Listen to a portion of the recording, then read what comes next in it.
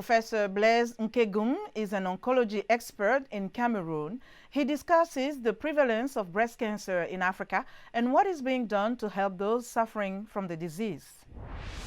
We have cancers among Black Africans at around 40 years, which is different in Caucasian patients, where cancers are usually found starting at 50 or 60 years old. It is evident that breast cancer found in Africa has some genetic factors.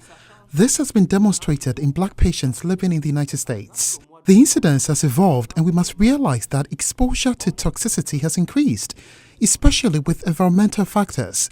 The air we breathe contains more than 100 carcinogenic factors. The good news is that it is possible not to die from breast cancer because we know the solution. When a patient is found to have a tumor of 3 centimeters, we simply remove the tumor and they are cured. This can be done in the operating room. The problem is that 80% of patients won't have their lesion found at that stage.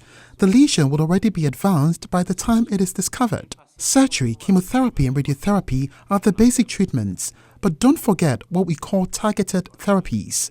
These are new treatments that not only cure breast cancer patients, but also work differently by blocking only specific receptors. The only problem is the cost, as some of these medications cost up to 3 million francs per dose, over $1,000. Let's not forget that the exact cause of breast cancer is not known, so screening is key. Some of the challenges are technological.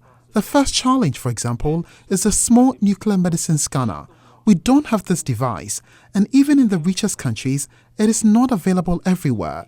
The second challenge is financial. Let's not forget about brain drain. Can you imagine in a country like Cameroon, with over 25 million inhabitants, there are only about 15 oncologists? Even the few oncologists we train end up leaving due to the problems we know, and they seek opportunities elsewhere. So we face all these challenges, and this applies to all African countries, not just Cameroon. Obesity is an obvious risk factor for breast cancer. Patients with high cholesterol, and men as well, by the way. For the same reason, overweight men with fat accumulations have nearly the same risk of developing breast cancer as women. In some cases, it's an obvious risk factor due to the liver cycle and lipids.